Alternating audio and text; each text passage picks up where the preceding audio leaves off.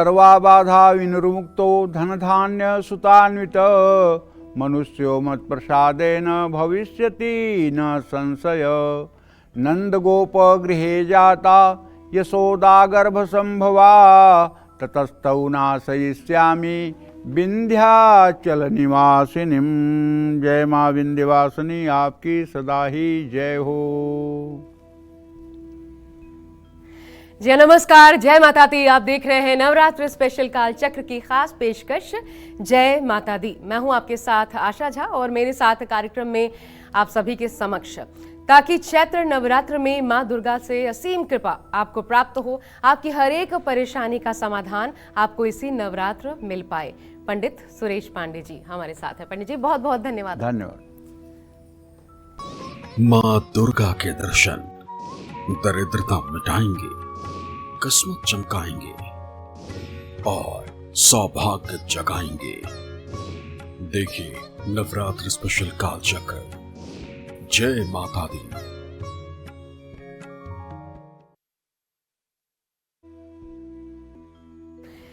तो नवरात्र का पावन समय चल रहा है और ऐसे में आज पंडित सुरेश पांडे जी आपको नवरात्र के ऐसे 15 चमत्कारिक उपाय बताएंगे जिन्हें अगर आपने दुर्गा मंदिर जाकर किया तो समझ लीजिए कि मां अंबे आपकी हर परेशानी को दूर करके आपकी हर मनोकामना को पूर्ण करेंगी। तो बने रहिए नवरात्र स्पेशल काल चक्र के साथ। और आज की चर्चा की शुरुआत करने से पहले, क्योंकि आज पंडित जी आपको वो अचूक उपाय बताने वाले हैं जो दुर्गा मंदिर में जाकर आपको करना है और इसका बहुत गजब का लाभ आपको प्राप्त हो सकता है। अपने जीवन की हर एक परेशानी का समाधान आज के इन उपायों में छिपा हुआ है। लेकिन उससे पहले एक बहुत खास जानकारी आप सभी के लिए। वो जानकारी ये है कि कालचक्र के तमाम दर्शकों के लिए भी खुशखबरी और हमारे लिए गर्व का विषय है कि 14 साल 4 तारीख को 4 अप्रैल को कालचक्र अपने 14 साल पूर्ण करने जा रहा है। और इस शुभ अवसर पर हम सभी चाहते हैं कि कालचक्र के दर्शकों का जो अनुभव रहा है आप लोगों के साथ, पंडित जी को लेकर के या इस कार्यक्रम को लेकर के, आपके जीवन में अगर इससे बदलाव आया है तो, या जो भी आपने इस कार्यक्रम को लेकर के महसूस किया है, जो अनुभूति आपकी रही है, छोटे छोटे बहुत छोटे वीडियोस बना करके आप हमें जरूर मेल आईडी पर सेंड कीजिए, ताकि उस दिन 4 अप्रैल को हम वो वीडियोस, छोटे छोटे वीडियोस आप सभी के समक्ष कार्यक्रम में पेश कर पाए। हमें भी खुशी होगी और हमें पता है कि आपको भी खुशी होगी इस अवसर पर, आप भी सहभागी बन पाए हमारी खुशी के। पंडित जी ये, लेकिन सबसे पहले तो क्योंकि 14 साल अनवरत किसी कार्यक्रम का चलना और इतना भरपूर प्यार दर्शकों की तरफ से मिलना, ये अनुभव पहले तो आपके लिए कैसा है और आज दर्शकों को आप कहना क्या चाहते हैं? देखिए, सही बात तो ये है कि मैं तो इसमें माता विंध्यवासिनी की असीम अनुकंपा मानता हूँ, क्योंकि 14 साल से लगातार ये कार्यक्रम दर्शकों के मन में बसा हुआ है। ये बहुत बड़ी बात है और इसके लिए मैं माता विंध्यवासिनी को सत कोटि बार नमन करूं तो भी कम है। और 4 अप्रैल को ये 14 साल पूरा कर रहा है और पिछले सालों की तरह इस साल भी हम चाहते हैं कि हमारे जो दर्शक नियमित रूप से कालचक्र देखते हैं और जिनके जीवन में सकारात्मक परिवर्तन हुए हैं या जिन्हें लगता है कि इस कार्यक्रम में और कुछ क्या अच्छा करने की ज़रूरत है, उन्हें अपने सुझाव के रूप में अपना वीडियो बनाना चाहिए और वो वीडियो हम टेलीविज़न पे उस दिन चलवाएंगे। ठीक है। और 14 वर्ष पूरे होने की खुशी तो है ही है, इसमें कोई संदेह नहीं है। और माता विंध्यवासिनी से पूरी उम्मीद करते हैं, पूरा आशा करते हैं कि हम अपने दर्शकों के मनोकामना के लिए खरे उतर सकें और उनकी इच्छाओं को ठीक करने के लिए हम शास्त्रों का ज्ञान उन तक पहुंचा सकें। ये भी हमारी मनोकामना है। और मैं तो चाहूंगी मैं उसमें छोटा सा पात्र किरदार अदा कर पाऊं तो मेरे लिए भी ये सौभाग्य की आप बात तो कर ही रही हो, आप बहुत अच्छा करती हो। आप एंकर की तरह नहीं, आप दर्शक की तरह कार्यक्रम को देखती हो और जहां आपकी जिज्ञासा मेरे बातों में बनती है वहीं आप एक प्रश्न उठा करके ठोक देती हो। ये सिर्फ एक दर्शक के अंदर भाव आता है। एंकर की दृष्टि से अगर आप हमारे साथ बैठें तो शायद आप उन प्रश्नों को नहीं निकाल सकती। आप जिज्ञास दर्शक की तरह जब रहती हैं तो आपको पता होता है कि अच्छा ये बात कह रहे हैं, इसमें अगर ये हो जाए तब, ये हो जाए तब, तो वो जिज्ञासा जो है हमारे दर्शकों के लिए बड़ी परम लाभकारी हो जाती है, क्योंकि उनकी वही जिज्ञासा होती है और उनकी तरफ से आप प्रतिनिधित्व कर देती हैं तो लगता है कि उनके प्रश्नों का जवाब मिल गया। ये मेरा सौभाग्य है। और एक और चीज देख रही हूँ पंडित जी, इसमें मैं 4 तारीख 14 साल और चौथा महीना, हाँ, तीनों में 4-4-4 आ रहा है, तो ये भी एक संयोग ही है। एकदम संयोग है और ये अपने आप में अद्भुत संयोग है। और मैं तो ये कहूँगा कि माँ विंध्यवासिनी की बहुत बड़ी कृपा है। 14 साल में तो कितना गंगा में पानी बह गया, कितनी संस्कृति और सभ्यता बदल गई। हाँ जी बिल्कुल। लेकिन ये कार्यक्रम अपने स्वरूप को बनाए हुए और दर्शकों के कसौटी पर खरा उतर रहा है, ये बहुत बड़ी बात है। और एक तो पंडित जी मुझे लगता है, क्योंकि मैंने वो अटूट मेहनत देखी है इस टीम की। हाँ, टीम तो बहुत मेहनत करती है, इसमें तो कोई दो राय नहीं। इसका भी पूरा श्रेय स्मृति को जाता है। वो जितना मतलब कि इस कार्यक्रम के लिए ड्यूटी रहती है, जितना इस कार्यक्रम के लिए पागल रहती है, मजाल है कि अगर कभी मैं इधर छुट्टी एक दिन की कर दूं तो चीखना चिल्लाना चालू कर देती है। बिल्कुल, ये पूरी जानकारी हम ये विस्तार से बात करेंगे जिस दिन 4 अप्रैल को पूर्ण होने वाला है 14 साल उस दिन। और आप सभी इस कार्यक्रम में ज़रूर सम्मिलित होइए, ये हमारी इच्छा भी है। अपने वीडियोस बनाइए, हमें सेंड करिए, हम पूरी कोशिश करेंगे ज़्यादा से ज़्यादा वीडियोस उस दिन प्ले कर पाएं। अब चलिए, क्योंकि आज का दिन पंडित जी, आज 5वां दिन चैत्र जी, नवरात्र 5वां का, दिन है माँ कुष्मांडा का दिन। माँ कुष्मांडा का। तो माँ कुष्मांडा की पूजा आज स्कंद माता का दिन है। स्कंद माता की किस रूप में की जाती है और किन लाभों के लिए की जाती है? स्कंद माता का शाब्दिक अर्थ है स्वामी कार्तिकेय को ही स्कंद कहते हैं। अच्छा, स्वामी कार्तिकेय को, स्वामी कार्तिकेय की माता होने के नाते भगवान शिव की अर्धांगिनी माता को स्कंद माता कहते हैं। अच्छा जी। ये पार्वती जी को ही जो है स्कंद माता भी कहते हैं।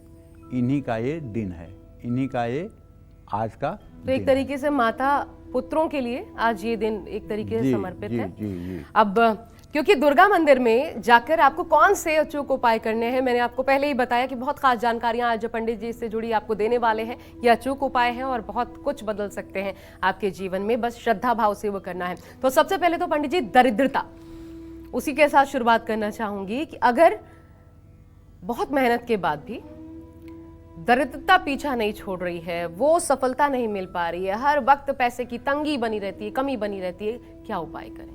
पहली बात तो आशा मैं बड़ी विनम्रता से कहना चाहता हूँ, इसमें कोई अहंकार नहीं है मेरा। दुर्गा का भक्त कभी दरिद्र हो ही नहीं सकता।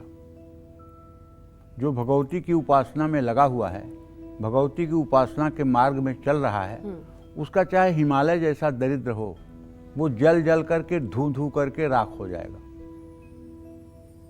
यही संपूजिता नित्यम प्रसादय धन भोजन ददादि वित्तम पुत्राणाम अति धर्मे गतिम शुभाम।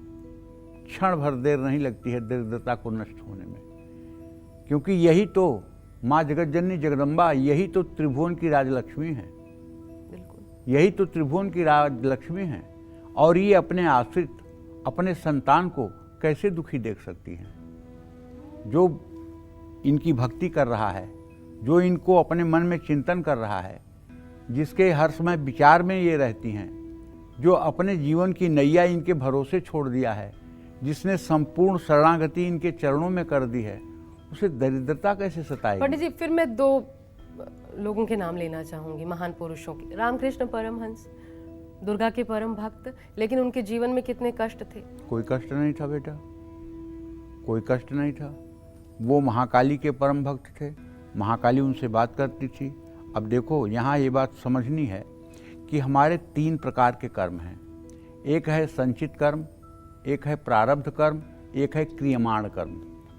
संचित कर्म वो है कि हमारे अनंत जन्म हुए हैं, उन जन्मों के जो हमारे पाप पुण्य हैं वो ऊपर खजाने में जमा है, वो हम लेकर नहीं आए हैं। कुछ पाप और कुछ पुण्य को मिला करके हमारे ये देह का निर्माण हुआ है, जिसको हम प्रारब्ध कहते हैं। और इसमें विधाता ने लिख दिया है कि इस समय आपको ये रोग होगा, इस समय आपको ये बीमारी होगी, इस समय आपको चोट लगेगा, इस समय आपकी मृत्यु होगी। सुनहु भरत भाभी प्रबल बिलखि कहूँ मुनिनाथ, हानि लाभ जीवन मरण जस यप जस विधिहान। ये 2 बात। और तीसरा क्रियमाण कर्म, हम जो कर्म कर रहे हैं उसका फलादेश, जैसा हम कर्म कर रहे हैं उसका फलादेश। जैसे किसी आदमी ने किसी की हत्या कर दी, अब उसके बदले में उसको फांसी हो रही है, ये प्रारब्ध नहीं है, ये उसका क्रियमाण कर्म है, ये उसका क्रियमाण कर्म है। और जो साधक होते हैं, जब तक उनकी साधना कमज़ोर रहती है, तब तक तो अपने कष्टों को मिटाने के लिए साधना का प्रयोग करना चाहते हैं और साधना करना चाहते हैं कि साधना करके मैं अपने कष्टों को मिटा दूं। लेकिन जब साधना इस लायक हो जाती है कि उनके कष्टों को मिटा सकती है, तब वो सोचते हैं कि ये तुच्छ कष्टों को तो भोग लिया जाए और ये साधना अगले जन्म में प्रभु के मिलन में काम आएगी, और तब वो उस साधना को प्रभु के मिलन में लगाते हैं, न कि वो अपना रोग दूर करने के लिए। स्वामी रामकृष्ण परमहंस से भी विवेकानंद ने कहा था, और महाकाली जी ने कहा था विवेकानंद से, तुम कहो तो मैं ठीक कर दूं। नहीं माँ, मुझे मत ठीक करो, बस 3 मिनट की और बात है, इसके बाद मैं आप में ही हो जाऊंगा। ठीक है, तो इसलिए रामकृष्ण का जीवन तो बहुत उत्तम था बेटा। अच्छा। जिनके मतलब कि एक अंश से विवेकानंद जैसे शिष्य की उत्पत्ति हुई, उनके जीवन को कौन असफल कह सकता है, पहली बात। दूसरी बात, अभी वर्तमान में 100-150 साल पहले भाई जी हनुमान प्रसाद पोद्दार, गीता प्रेस गोरखपुर के जो संस्थापक थे, उनके चरित्र को आप पढ़ के देखिए, उनके जीवनी को आप देखिए, उनको नज़दीक से आप समझ करके देखिए, आपको लगेगा कि कोई देव पुरुष इस धरती पर आया था। अच्छा। अब जैसे आज परम पूजनीय प्रातः स्मरणीय पवित्र कीर्ति गुरुदेव प्रेमानंद जी महाराज हैं, उनकी भजन ऐसी है कि अगर वो चाह लें तो 1 सेकंड में उनका किडनी ठीक हो सकती है। लेकिन वो कहते हैं अच्छा, मच्छर मारने के लिए ब्रह्मास्त्र चलाया जाएगा, मतलब किडनी को ठीक करने के लिए तपस्या लगाई जाएगी। अब तपस्या तो श्री जी के लिए, तपस्या तो श्री कृष्ण के लिए, उनको प्राप्त करने के लिए। वो बार बार कहते हैं कि मरने से पूरा जग डरा, मेरो मन आनंद, कब मरिहूं कब भेंटियों पूरन परमानंद। जो डरता हो मरने से, मैं नहीं डरता हूं, मैं तो सोचता हूं कब मरूंगा और कब अपने श्री जी से और कृष्ण जी से जा करके भेंट करूंगा। तो कहने का मतलब, जो उच्च कोटि के संत होते हैं वो अपने इस प्रारब्ध जनित भोग को मिटाने के लिए अपनी तपस्या नहीं खर्च करते। मतलब ये तपस्या रूपी जो हमारा ब्रह्मास्त्र है, इसको मच्छर रूपी प्रारब्ध को मारने के लिए वो कभी ऐसा नहीं करते हैं।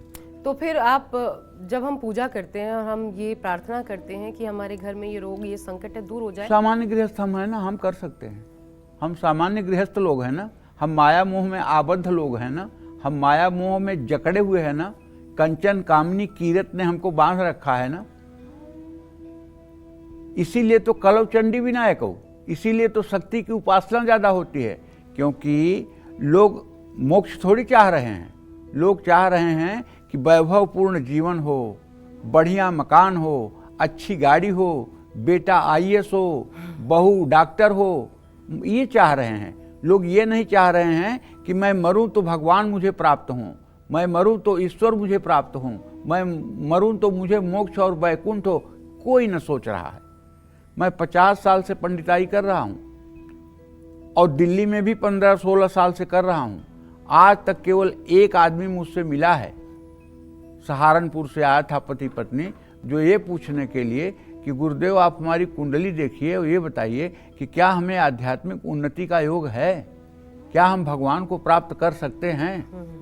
और पति पत्नी दोनों को पूरी गीता कंठस्थ थी, समझ रहे हो। बाकी लोग पूछने यही आते हैं, बीमारी कब ठीक होगी, आमदनी कब बढ़ेगी, नौकरी कब मिलेगी, बेटी की शादी कब होगी, मुकदमे में जीत कब होगी, घर कब बनेगा। यही सब पूछने के लिए पूरी दुनिया पागल है, समझ रहे हो ना। तो कहने का मतलब ये है कि ये धन दौलत चाहना और गरीबी से मुक्ति पाना, ये सब मायामय जीवन का एक अंश है, और ये माँ के लिए चुटकी बजाने का काम है। तो कुछ तरीका आज बता दीजिए पंडित जी, जब गृहस्थों के लिए लागू भी होता है, तो दरिद्रता दूर करने के लिए क्या उपाय करें? दरिद्रता दूर करने के लिए सबसे सटीक उपाय है कि आपने कलश स्थापना तो की होगी, आपने एक वरुण कलश स्थापित किया होगा, एक माता का कलश स्थापित किया होगा।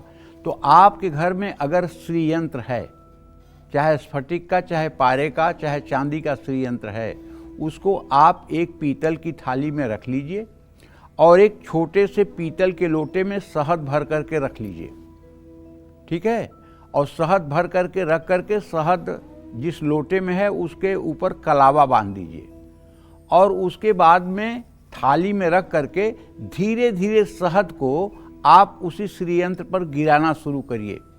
ओम हिरण्यवर्णाम हरिणीम सुवर्ण रजतस्रजाम चंद्राम हिरण्मयीम लक्ष्मीम जातवेदो मयावहम तामयावह जातवेदो लक्ष्मीम नवगामिनीम यस्या हिरण्यम बिंदेयम गामश्व पुरुषानम अस्तु पूर्वाम रथमध्याम हस्तनादः प्रमोदिनीम श्रियम देवीम उपहवै श्रीरवाम देवी युगदाम।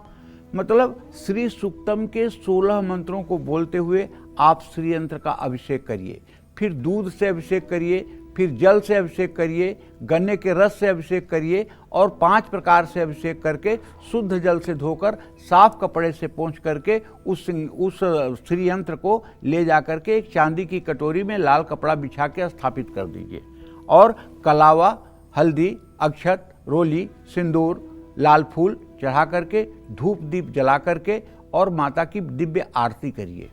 अगर ये उपाय आपने पूरे नवरात्र 9 दिन सुबह शाम कर लिया तो आप विश्वास करिए, चाहे जितना बड़ा खराब ग्रह स्थिति आपके जीवन की होगी, चाहे 7.5 ढैया चल रही होगी, चाहे संकटा योगिनी की दशा चल रही होगी, चाहे जितनी दरिद्रता ने आपको घेर रखा होगा, उससे भी निकलने का रास्ता माता आपको दे देगी। और हाँ, एक लाल कपड़े में नारियल लपेट करके माता के सामने समर्पित करना चाहिए और दुर्गा मंदिर में बैठ करके दुर्गा सप्तशती का यदि आप पूरा पाठ नहीं कर सकते हैं तो मध्यम चरित्र माने द्वितीय, तृतीय और चतुर्थ अध्याय का पाठ कर लेना चाहिए।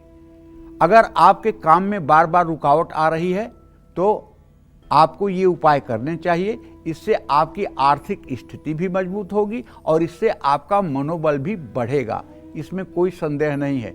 लेकिन ध्यान रखिए, अगर श्री सूक्तम आपको नहीं आता है तो आप अपने मोबाइल में YouTube में टाइप करिए श्री सूक्तम और जब वो बजने लगे तब आप पूजा शुरू करिए। वो बजता रहे आप पूजा करते रहें, वो बजता रहे आप पूजा करते रहें। आपके घर में अगर श्री सूक्तम के मंत्र गूंजते रहेंगे तो आप विश्वास करिए आपके घर की सारी नकारात्मक ऊर्जा दूर हो जाएगी, सारी नेगेटिविटी दूर हो जाएगी और आपके घर में एक पॉजिटिविटी का जो संचार होगा उसे देख करके आप भी मन ही मन आह्लादित होंगे। जय मां विंध्यवासिनी। पंडित जी, एक चीज़ आपने महसूस की होगी कि बहुत सारे हमारे पास कॉल्स आते हैं और आपसे बहुत सारे लोग ये पूछते हैं सरकारी नौकरी का योग है, नहीं है, अगर नहीं है तो कैसे होगा, या सरकारी नौकरी में है तो प्रमोशन कैसे मिलेगा, तरक्की कैसे मिलेगी, ये बहुत सारे कॉल्स आते हैं। तो आज मैं आपसे यही जानना चाहती हूँ, जो लोग सरकारी नौकरी पाना चाहते हैं या फिर नौकरी में है सरकारी और प्रमोशन तरक्की पाना चाहते हैं, उन लोगों के लिए अगर आप कुछ उपाय बता पाएँ, क्या करें ऐसा ही उपाय? देखो, ऐसा है कि अगर आप सरकारी नौकरी में हैं या सरकारी नौकरी में रहते हुए तरक्की चाहते हैं तो आपको शक्ति की उपासना जरूर करनी चाहिए। माँ दुर्गा के मंदिर में जा कर के, या अगर मंदिर नहीं जा सकते घर में दुर्गा प्रतिमा है आपके पास या दुर्गा यंत्र है आपके पास या श्री यंत्र है आपके पास, तो बढ़िया पाद्य, अर्घ, आचमनी, वस्त्र, उपवस्त्र, गंधाक्षत, पुष्प, धूप, दीप, नैवेद्य से पूजन करके सिंदूर, दूध, दही, मिश्री ये मिला करके एक चंदन बना करके और माता के माथे पर और उनके दोनों चरणों पर तिलक लगा करके लाल फूल से माता का श्रृंगार करके इत्र समर्पित करके आपको भगवती की पूजा करनी चाहिए। और पूजा करने के बाद यदि आप सरकारी नौकरी में हैं और पूजा पाठ में आपकी विशेष रुचि है तो, अन्यथा नहीं, ललिता सहस्त्र नामावली का पाठ भी नवरात्र में कर लेना चाहिए। और नवरात्र में हर रोज ज़्यादा नहीं तो एक छोटी कन्या को कम से कम खीर जरूर खिलाने की व्यवस्था रखनी चाहिए, चाहे वो अपने ही घर की कन्या हो। चांदी की कटोरी में चांदी के चम्मच से यदि कन्याओं को खीर खिलाया जाए, एक ही चम्मच खिला दो, क्योंकि ये साक्षात भगवती हैं। इनकी आराधना आपने किया तो आप समझ लीजिए कि मणिपुर द्वीप में आपने जगत जननी जगदम्बा आदि शक्ति की उपासना कर ली। विद्या समस्ता स्तव देवी भेदा, स्त्रियां समस्ता सकला जगत्सु। ये छोटी कन्याएं 2 वर्ष से लेकर के 10 वर्ष तक की जो कन्याएं होती हैं, ये साक्षात नव दुर्गा का स्वरूप हैं। इन्हें कन्या भाव से तो आप देखिए, लेकिन इनके अंदर देवी भाव भी करिए। और इनका हाथ अगर छोटा सा आपके सर पर पड़ गया तो विश्वास करिए, आपका चाहे जितना बड़ा दुर्भाग्य हो वो नष्ट होकर ही रहेगा, इसमें कोई दो राय नहीं है। तो नवरात्र में हर रोज छोटी कन्याओं का भी पूजन करना चाहिए और नवरात्र में पूरे दिन रात आपको भगवती के चरित्रों का ध्यान करना चाहिए, भगवती के कथा लीला का स्मरण करना चाहिए और अपने मन में भगवती का नित्य चिंतन करना चाहिए, उनके मंत्रों को अपने मन में चलाते रहना चाहिए। ये सब उपाय आपके लिए कल्याणकारी होंगे। जय मां विंध्यवासिनी। पंडित जी, ये तो सरकारी नौकरी वालों की बात हो गई जो ज़्यादातर मिलती नहीं, लेकिन मैं उनके लिए जाना चाहती हूँ जो प्राइवेट सेक्टर में हैं और जिनकी तरक्की रुकी पड़ी है, तनख्वाह नहीं बढ़ रही, महंगाई बढ़ रही है, प्रमोशन नहीं मिल रहा है। तो प्राइवेट सेक्टर वाले, आप नौकरी के लिए क्या उपाय बताना चाहेंगे? सिर्फ इसी से जुड़ा नहीं कि आप इस नवरात्र क्या करें। देखिए, आप नौकरी में हों या आप व्यवसाय में हों या आप किसी क्षेत्र में हों, सफलता अगर आपको चाहिए तो तपस्या के रास्ते पर आपको जाना पड़ेगा। आप जानबूझ करके अपने पैरों में कुल्हाड़ी मारें और ये कहें कि भगवान नहीं चाहता मैं सुखी रहूं, समय नहीं साथ दे रहा है, कई परत्र दुख पावई, सिर धुन धुन पछताएं, काल ही कर्म ही ईश्वर ही मिथ्या दोष लगाए। अगर आप नियमित रूप से केवल नवरात्र में नहीं 365 दिन अगर आप 10 मिनट भगवती की साधना सुबह शाम कर रहे हैं, आपका जीवन साथी और आपकी जीवन संगिनी भी इस पूजा में सहायक है। और आप समय मिलने पर देवियों के शक्तिपीठ में जाते हैं, जैसे कोल्हापुर हो गया, विंध्याचल हो गया, वैष्णो देवी हो गया, तुलजा भवानी का हो गया, कामाख्या हो गया, ये जो देवियों के शक्तिपीठ हैं, तारापीठ हो गया, जहाँ कहीं भी आप जाते हैं और वहाँ प्रवास करके भगवती की आराधना करते हैं, तो आप विश्वास करिए, चाहे जितनी बड़ी दुर्भाग्य की रेखा होगी वो सारी माता की कृपा से दुर्भाग्य सौभाग्य में बदल जाएगा। चाहे आप प्राइवेट सेक्टर में हों, चाहे आप व्यवसायी हों, चाहे आप कुछ भी करते हों, किसी क्षेत्र में हों, अगर माता की कृपा आप पर हो गई तो हर जगह आपको सफलता मिलेगी, इसमें कोई दो राय नहीं। लेकिन अगर आप जो काम कर रहे हैं उसमें आपका अभिमान है, ये मैंने किया, ये घर मैंने बनाया, ये गाड़ी मैंने खरीदी, ये मेरा मेहनत का परिणाम है, तो ठीक है, जब तक तुम्हारा प्रारब्ध है कर लो। जिस दिन प्रारब्ध कमजोर पड़ेगा उस दिन फिर रोओगे, विलाप करोगे, कोई सुनने वाला नहीं होगा।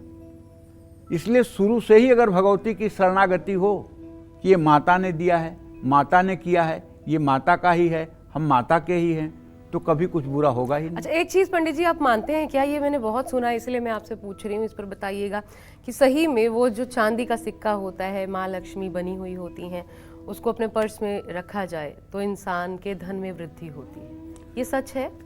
ये बिल्कुल सच है।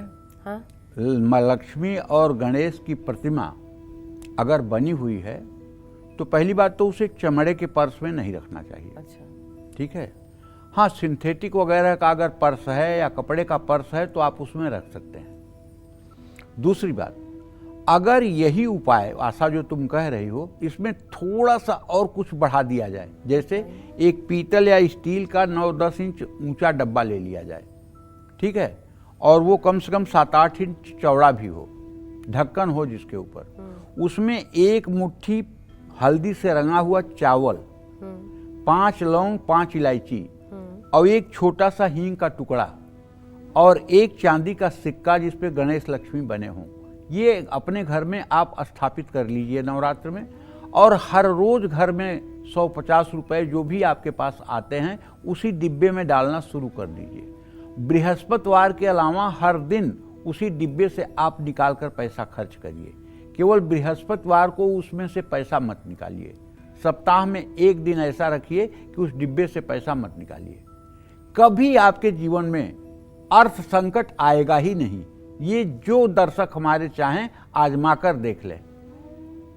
और दूसरी बात, उस डिब्बे का ऑपरेशन केवल एक ही व्यक्ति के द्वारा होना चाहिए, इसलिए नहीं कि परिवार के जितने सदस्य हैं वो जो चाहें वो उसमें से निकालें। नहीं, पंडित जी कोई 50 रुपए डाल रहा है, 100 रुपया डाल रहा है, बड़ा खर्चा करना है तो उसमें से कैसे निकालेंगे? वो उतना हो जाएगा उसमें बड़ा, तब बड़ा डालने लगेंगे आप। अच्छा। तब उसमें बड़ा भी आप डालने लगेंगे, तब उसकी सामर्थ्य हो जाएगी।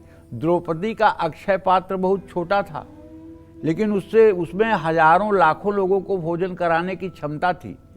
ये जो आपका पात्र होगा ये अक्षय पात्र बन जाएगा, और महालक्ष्मी की कृपा से जितनी आपकी आवश्यकता होगी उतना वो आपको व्यवस्था कराने में सक्षम होगा। ये जो आप बताते हैं पंडित जी, क्या ये शास्त्रों में कही गई बातें हैं? बिल्कुल शास्त्रों में कही गई बात जो है। उपाय आप बता रहे हैं। देखिए, तस्मात् शास्त्रम प्रमाणम च कार्याकार्य व्यवस्थितौ, ये गीता के 16वें अध्याय का 24वां श्लोक है। कोई ऐसी बात मैं आज तक नहीं बोला हूं कार्यक्रम में जो शास्त्रों में वर्णित न हो। शास्त्र की ही बात बोल रहा हूं, शास्त्र की ही बात कह रहा हूं, शास्त्र की ही बात बोल रहा हूं, शास्त्र की ही बात कह रहा हूं। ये शास्त्र सम्मत बात है। और शास्त्र सम्मत बात ये भी है कि आपको भगवती के शक्ति पर और उनके मतलब कि बल पर आपको संपूर्ण रूप से विश्वास करना चाहिए कि अगर माँ है तो कुछ भी अनिष्ट नहीं होगा। ये भाव आपके मन में होना चाहिए। जो ये आप पात्र बता रहे हैं इसको रखना कहाँ है? आपको अपने तिजोरी में रखना चाहिए, अपने धन रखने के स्थान में रखना चाहिए, इसको सुरक्षित स्थान पे रखना चाहिए। मैं भी रखता हूँ। आप भी रखते हैं? जी।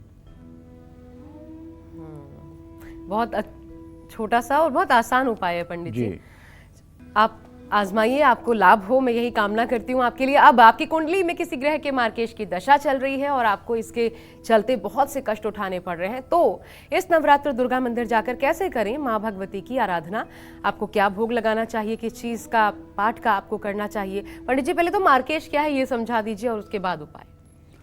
जाया कुटुंबकाधीशौ मारकौ प्रकीर्तितौ, ज्योतिष शास्त्र में लिखा हुआ है कि जाया कुटुंबकाधीशौ, जन्म कुंडली में सप्तम भाव और द्वितीय भाव जो होता है वो मतलब कि जो है जाया कुटुंबकाधीशौ मारकौ प्रकीर्तितौ, उसके स्वामी मार्केश होते हैं।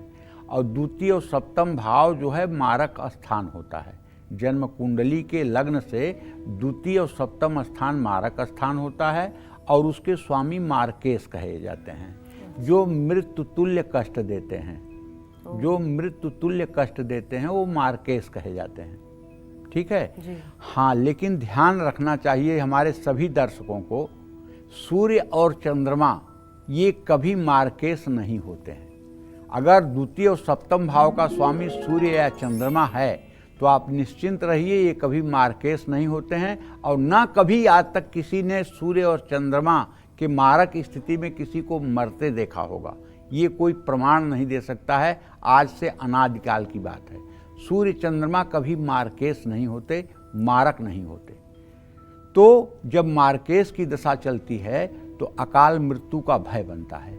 ऐसे में अगर आप दुर्गा जी की नित्य उपासना करें, उनके सामने 4 मुख वाला दिया जलाएं और माँ दुर्गा को श्रृंगार की सामग्री अर्पित करें, पूरी तन्मयता से भगवती की आराधना करें, माँ को मेहंदी सुपारी ये सब जो भी वस्तुएं हैं आप अर्पित करें। इसके बाद आपको चाहिए कि दिव्य अथर्व शीर्ष, ये दुर्गा सप्तशती में ही है, दिव्य अथर्व शीर्ष, इसका 100 पाठ आप करें। असाध्य से असाध्य कष्ट दूर होगा, क्योंकि दुर्गा सप्तशती में, अभी तुम शास्त्र प्रमाण की बात कह रही थी ना, जी, जी। अब देखो यहाँ भी शास्त्र प्रमाण आ गया। भौमा अश्विन्याम महादेवी सन्निधौ जपत्वा महामृत्युम तरति सह महामृत्युम तरति यह एव वेद इत्युपनिषतः। उसमें साफ लिखा हुआ है दिव्य अथर्व शीर्ष में कि जो मंगलवार के दिन अश्विनी नक्षत्र में इस दिव्य अथर्व शीर्ष का पाठ करता है वो महामृत्यु के जंजाल से भी छूट करके अमरत्व को प्राप्त होता है। भौमा अश्विन्याम महादेवी सन्निधौ जपत्वा महामृत्युम तत् सह महामृत्युम तत् यह ये वेद इत्युपनिषतः, ऐसा वेद भी कहते हैं, उपनिषद भी कहते हैं। तो ये कब पड़ता है पंडित जी? ये साल में 2-3 बार ये समय आता है। अच्छा। जब मंगलवार का दिन होता है और अश्विनी नक्षत्र होता है, उस ये समय। साल में 2-3 बार आता है। ये किसी ज्योतिषी से समझ करके जान लेना चाहिए। और यदि इस दिन किसी शक्तिपीठ में देवी सन्निधौ है, इसमें इस बात का ध्यान रखना मतलब चाहिए। है महादेवी सन्निधौ, सन्निधौ मतलब? नजदीक, सन्निकट, अच्छा। जहां महादेवी की प्रतिमा हो प्राण प्रतिष्ठित, जो शक्तिपीठ हो, उनके सामने अच्छा। ये पाठ होना चाहिए। जैसे हमारे यहाँ विंध्यवासिनी में ये पाठ होता है।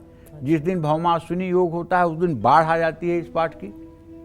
तो चाहे जितना सीरियस स्थिति में कोई पेशेंट हो, चाहे जितना क्रिटिकल स्थिति में कोई पेशेंट हो, उसकी मेडिसिन थोड़ी सी भी होगी ना तो वो रामबाण जैसे काम करने लगेगी। हाँ भाई, अगर आयु पूरी ही हो गई होगी, तब अब 100 साल का ही हो गया होगा, तो ये अमर हो, ये मृत्युलोक है, अमर लोक नहीं है, मृत्युलोक है, तब तो मृत्यु होनी है। लेकिन यदि ऐसा है कि अल्पायु में कुछ हो रहा है, मध्यायु में कुछ हो रहा है और उम्र शेष है, केवल ये ग्रह दशा की कष्ट की स्थिति है, तो उससे मुक्ति जरूर मिल जाएगी। लेकिन इसका मतलब नहीं कि आप उपचार लेना बंद कर दें, औषधि लेना बंद कर दें, क्योंकि वो औषधि आपकी 10 पैसे की औषधि 10 लाख की औषधि के बराबर काम करेगी, अगर माता की आशीर्वाद की, अनुकंपा की दृष्टि आपके ऊपर पड़ जाएगी। अच्छा पंडित जी, एक अच्छी खासी उम्र पार करने के बाद जब मृत्यु होती है तो वही सही होता है, या बीच में अगर किसी की मृत्यु हो रही है तो क्या उसे यही माना जाएगा कि उम्र पूरी नहीं हुई थी, इतनी उम्र लिखी हुई थी, वो अल्पायु ही नहीं मरा, ऐसा माना नहीं, जाता अब है? फिर वही बात, पुरानी बात कह रहा हूँ। सुनहु भरत भाभी प्रबल, बिलख कहूँ मुनिनाथ, हानि लाभ जीवन मरण, जस अपजस विधि हाथ। हाँ, जीवन और मरण विधाता के हाथ में बेटा। कोई गर्भ में ही मर जाता है, कोई गर्भ के बाहर निकल कर मर जाता है, कोई 5 वर्ष की अवस्था में मर जाता है, कोई 25 वर्ष की अवस्था में मर जाता है, कोई 30 वर्ष की अवस्था में मर जाता है, कोई 60 वर्ष की अवस्था में मर जाता है। आपके इस जन्म के जब मृत्यु का हेतु बना हुआ है, जिस तरह से वो होता ही है। यानी आप कह रहे हैं कि अगर आयु बची है हाँ, तो फिर ये हाँ, चीजें काम कर हाँ, जाती हैं। जी। ठीक है पंडित जी। अब जो लोग मेडिकल फील्ड में काम कर रहे हैं, उनको अपनी फील्ड में सक्सेस चाहिए, तो वो नवरात्र में माँ दुर्गा के मंदिर में जाकर कैसे माँ दुर्गा की पूजा उपासना कर सकते हैं? हालांकि यही वो फील्ड है जो कि बहुत ज़्यादा विज्ञान और ज्योतिष एक साथ चल नहीं पाते पंडित जी, लेकिन ऐसे भी लोग हैं जो इसको बहुत मानते हैं, क्या उपाय बताएंगे? मुझे तो हंसी आ रही है इस बात पे। मैं आपको बता दूं, शायद कहना उचित भी है कि नहीं है, लेकिन मैं नहीं कहूँगा, लेकिन इतना जरूर बता दे रहा हूँ कि जो डॉक्टर, जो वैद्य भगवती का शरणागत होगा या भगवान की शरणागति लिए होगा और अपने अहंकार को त्याग करके ये मानता होगा कि प्रभु आप ही करते हो, आप ही करवाते हो, करते आप हो, कराते आप हो, यश मुझे दिलवाते हो, करें करावें आप सब जन ही बढ़ाई दें, प्रभु करते आप हो, ऑपरेशन मैं नहीं करता हूँ आप करते हो, रोगी को मैं नहीं ठीक करता हूँ आप ठीक करते हो, बड़प्पन मुझे दे देते हो, इसलिए मैं आपके चरणों का दास हूँ, उसके लायक मैं नहीं हूँ। जिनका ये भाव होगा और जिनके लिए डॉक्टरी जो है साधना होगी, व्यवसाय नहीं होगा। ऐसे लोग भी हैं medical is mission not profession. जिनके लिए ये साधना होगी उनके साथ सदैव यश होगा, सदैव यश होगा।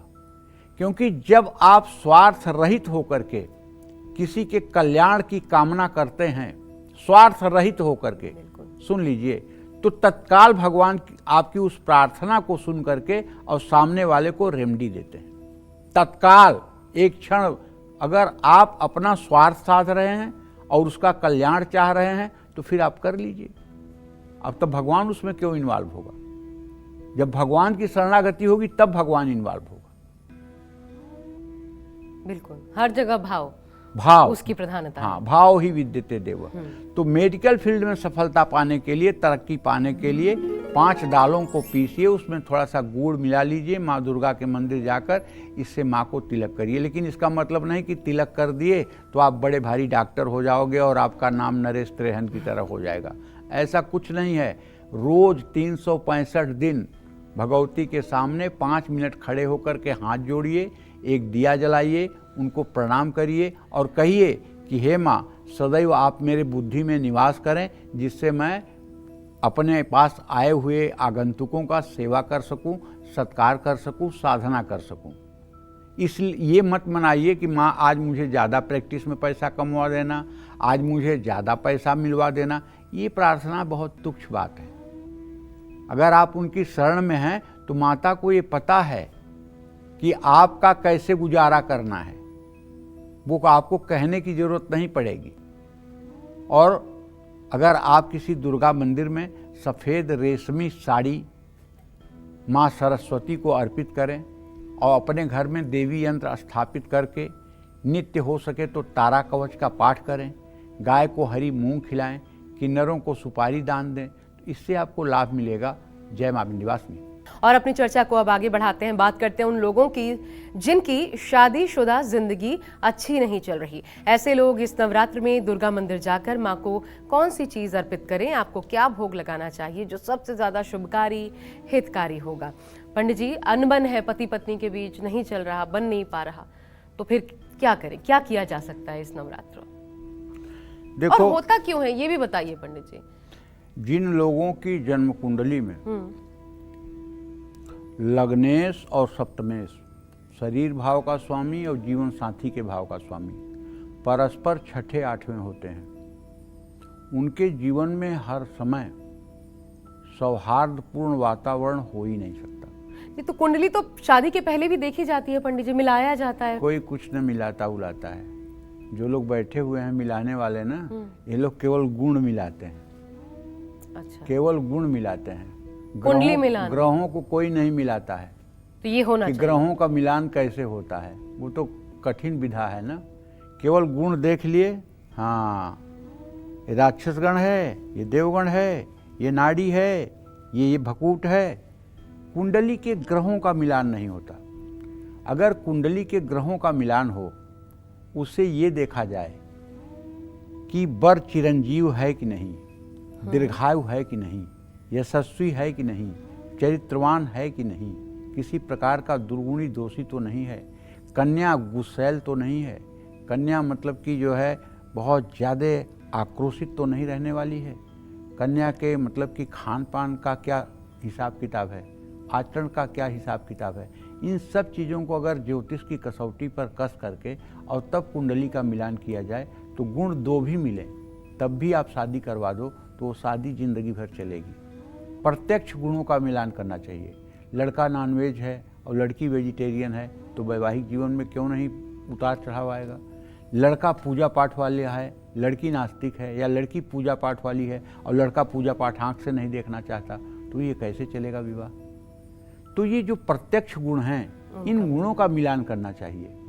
और आज भी मतलब कि ये गुण तब मिलाए जाते थे जब 9 साल 10 साल 8 साल में लड़कियों की शादी हमारे देश में होती थी। आज के 50 साल पहले बचपन में हम सुनते थे कि अरे उनकी लड़की तो मेहरारू हो गई है तो कैसे कन्यादान देंगे। मतलब लड़की अगर 11 साल के ऊपर हो गई तो मेहरारू हो गई, उसका कैसे कन्यादान देंगे, कोई फल नहीं मिलेगा, नरक में चले जाएंगे, कन्या का ही कन्यादान करना चाहिए। लेकिन देश काल परिस्थिति के अनुसार सारी परिस्थितियां बदलती हैं।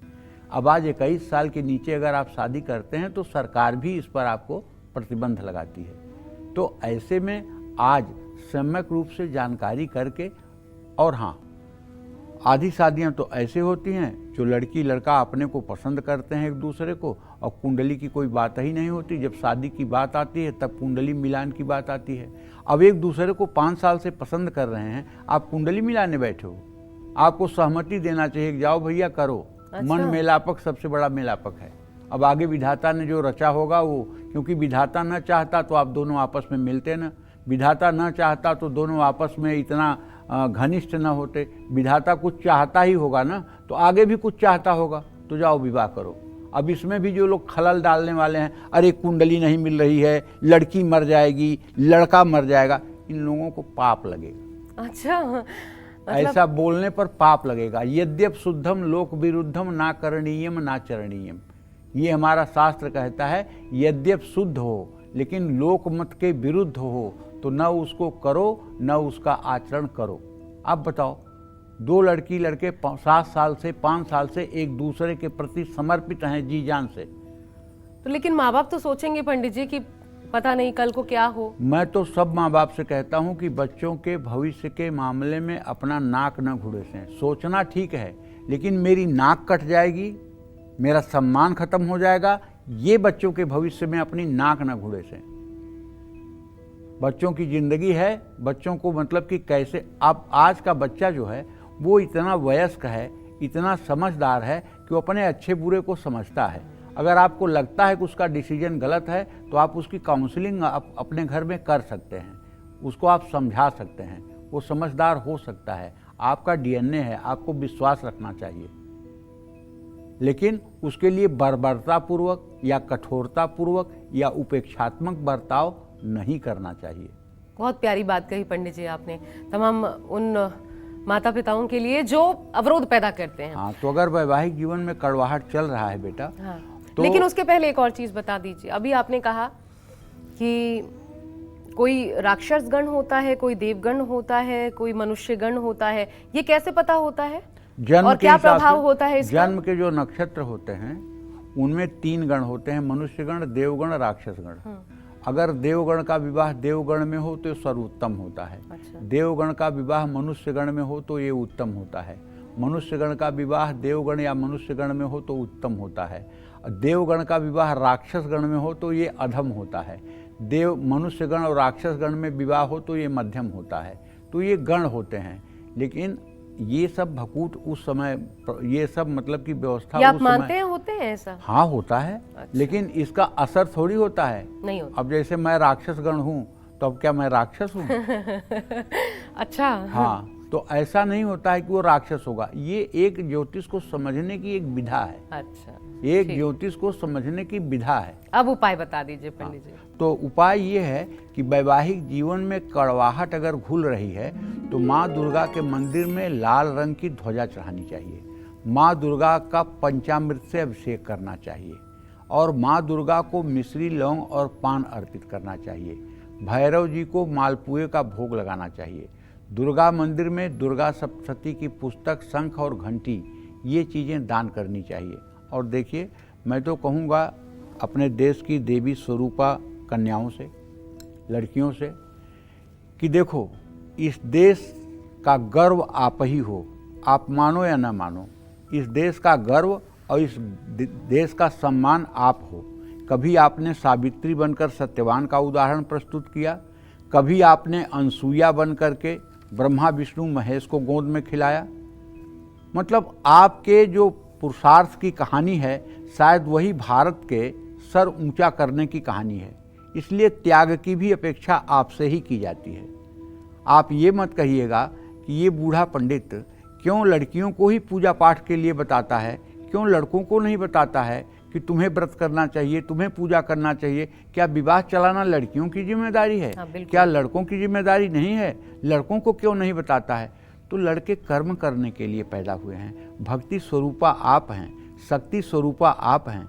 शक्ति स्वरूपा आप होने के कारण अगर आप शक्ति करती हैं, शक्ति की उपासना करती हैं, तो शक्ति आप पर जल्दी प्रसन्न होती हैं, आपकी मनोकामना को सदैव पूर्ण करती हैं। एक चीज में आपत्ति, कर्म तो अब महिलाएं भी करती हैं ना, वो भी जॉब कर रही हैं। बेटा, जॉब करना कोई बड़ी बात नहीं है, वो भी तो आप कर रहे हैं। हमारे समाज का एक मूल्यांकन है कि आप चाहे जितनी बड़ी नौकरी पे चले जाइए, आप चाहे जितने बड़े पद प्रतिष्ठा पे चले जाइए, आप चाहे जितना धन वैभव अर्जित कर लीजिए, अगर आपका पारिवारिक जीवन अच्छा नहीं है तो आप जिंदगी के एग्जाम में फेल हो। मैं एक ऐसी लड़की को जानता हूं जिसने पूरे भारत में टॉप किया था, और उसने एक तो विवाह ठीक नहीं किया, और विवाह ठीक नहीं किया यहाँ तक ठीक था, विवाह के 6 महीने बाद ही विवाह को ख़त्म कर दिया। ये कितनी गलत बात है। इस टॉप करने से क्या फ़ायदा हुआ? तो इसलिए थर्ड डिविजनर से ही रहे, लेकिन कम से कम रिश्तों को संभाले, रिश्तों को बचाए, रिश्तों को संभाले, रिश्तों को बचाए।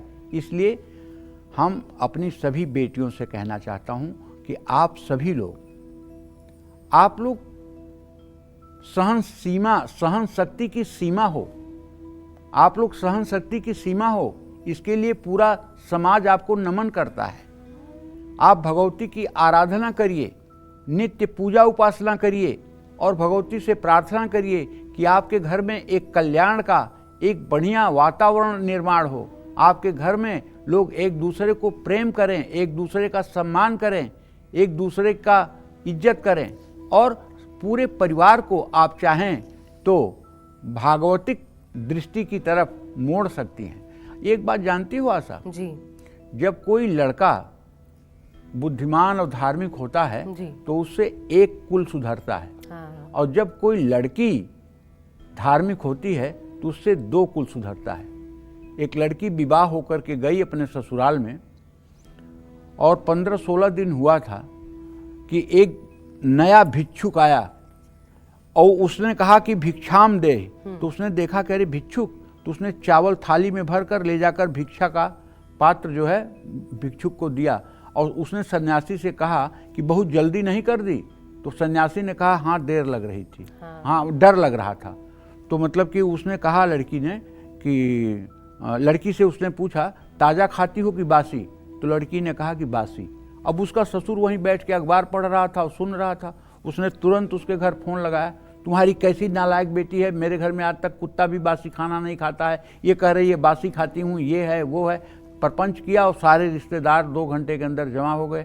आपकी बेटी कहती है ले जाओ, ऐसी बेटी की ज़रूरत नहीं है। तो लड़की को बुलाया गया, क्या बात है?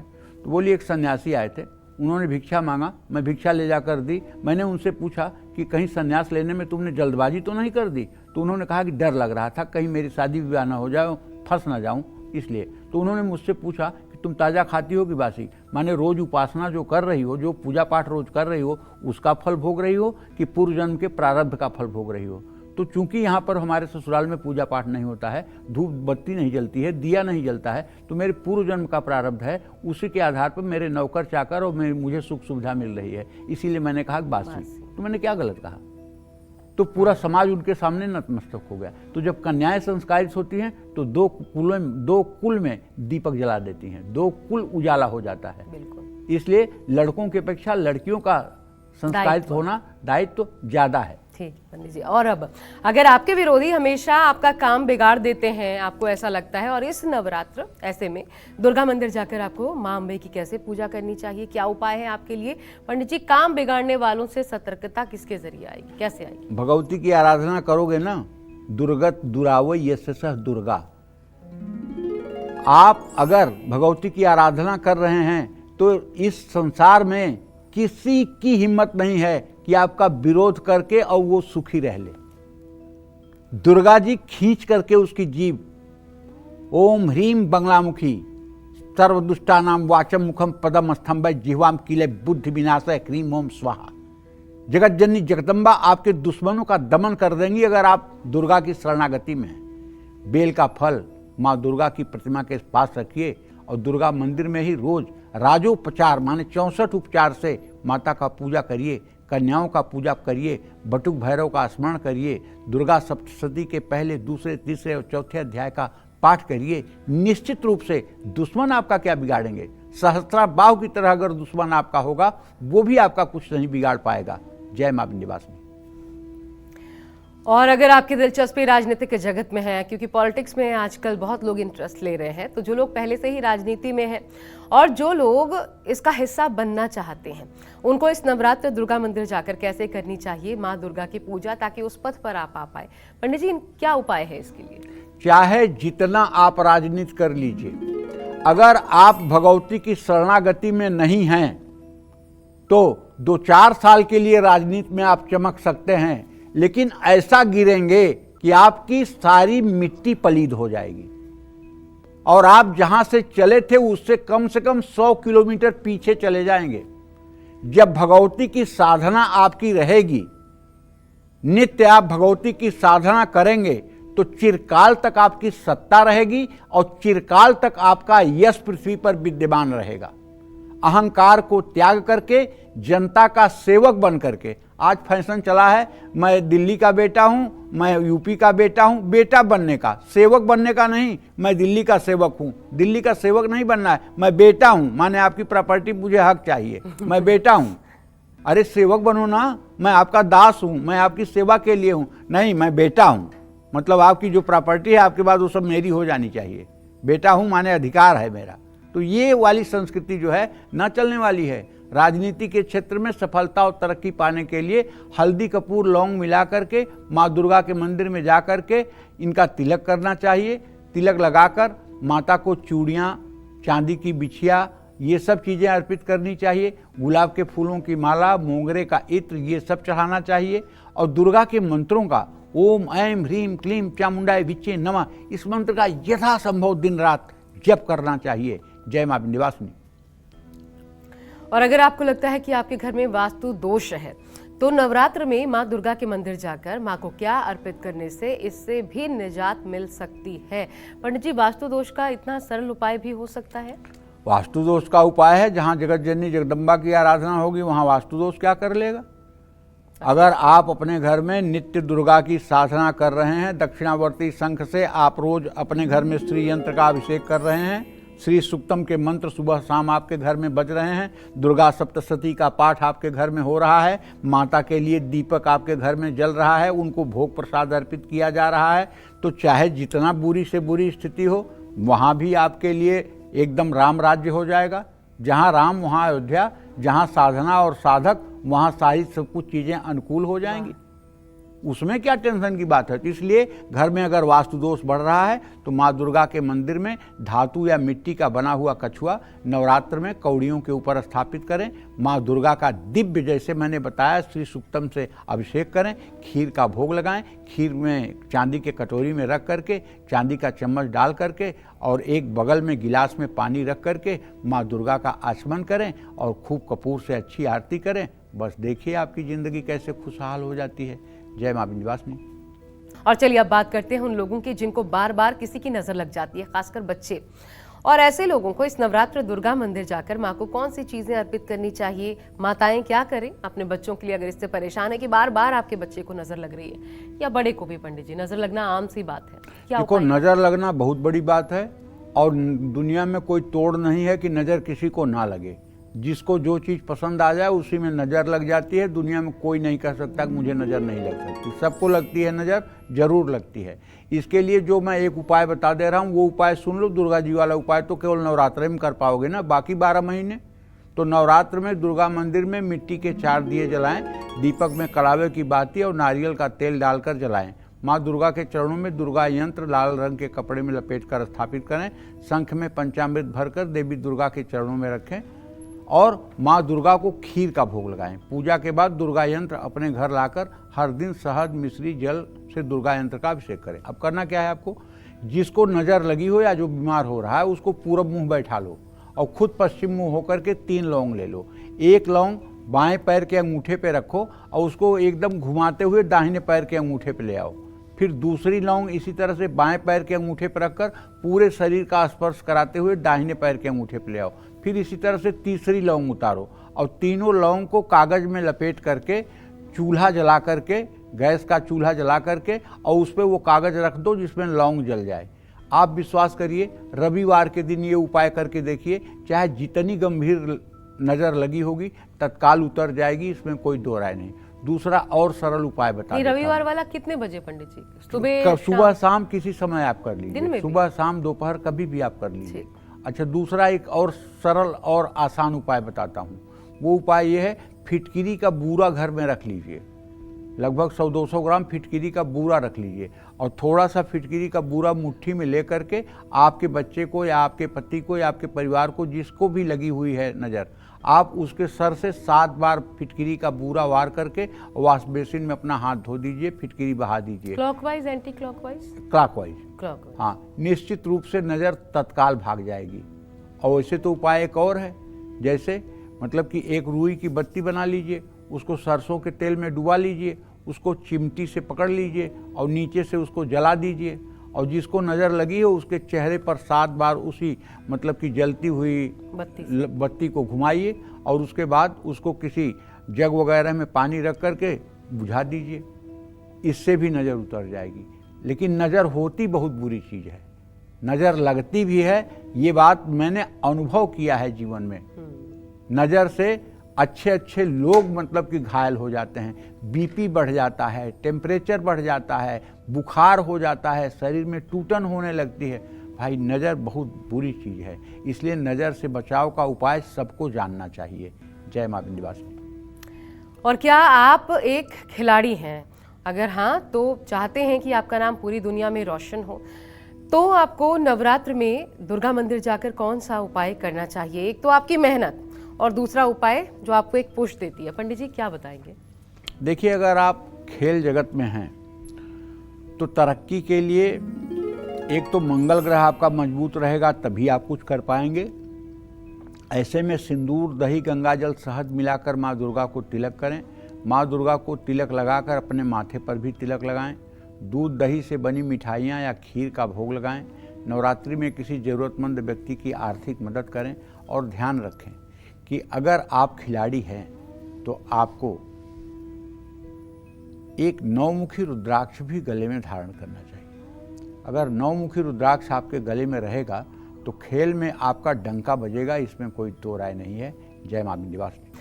अगर आपकी बीमारी ठीक होने का नाम ही नहीं ले रही है तो इस नवरात्र दुर्गा मंदिर जाकर माँ की पूजा आपको कैसे करनी चाहिए? आपको क्या भोग लगाना चाहिए कि आपको लाभ पहुंचे? और कौन सा पाठ करना चाहिए? पंडित जी, कौन सा पाठ सबसे ज्यादा फलदायी होता है? देखिए, बीमारी से मुक्ति पाने के लिए दुर्गा मंदिर में 8 भुजाओं वाली छोटी सी दुर्गा प्रतिमा स्थापित करना चाहिए। भगवान गणेश के साथ माँ दुर्गा का राजोपचार पूजन करना चाहिए। माँ दुर्गा के मंदिर में लाल रंग का झंडा लगाना चाहिए। माँ दुर्गा को मेवे का भोग लगाना चाहिए। लाल चंदन की लकड़ी लाल कपड़े में लपेटकर देवी दुर्गा को अर्पित करनी चाहिए। रोगों से मुक्ति के लिए दुर्गा सप्तशती के 12वें अध्याय का पाठ करना चाहिए। और एक बात जान लीजिए कि यदि रोग गंभीर है तो अच्छा सा हवन कुंड बना करके और ओम रोगान शेषा नपहन सितुष्टा रुष्टा तुकामान सकलान भीष्टान त्वामा श्रितानाम न विपन नारायणाम त्वामा श्रिता है श्रयताम प्रयांति। नवरात्र में हर दिन इस मंत्र से 1000 आहुति अगर दे दी जाए, 5 दिनों तक दे दी जाए, तो गंभीर से गंभीर बीमारी में भी निजात मिलेगी, ऐसी मेरी मान्यता है। जय मां विंध्यवासिनी। तो इन उपायों के माध्यम से आपकी हर मनोकामना पूर्ण हो। चैत्र नवरात्र आप सभी के लिए हम यही कामना करते हैं। पंडित जी बहुत बहुत धन्यवाद आपका इस चर्चा के लिए। फिलहाल हमारे लिए आज इस टॉपिक में बस इतना ही। कल एक बार फिर आपके सामने ढेरों उपाय लेकर पंडित जी के साथ हाजिर होंगे। तब तक कालचक्र की पूरी टीम को आज्ञा दीजिए। नमस्कार।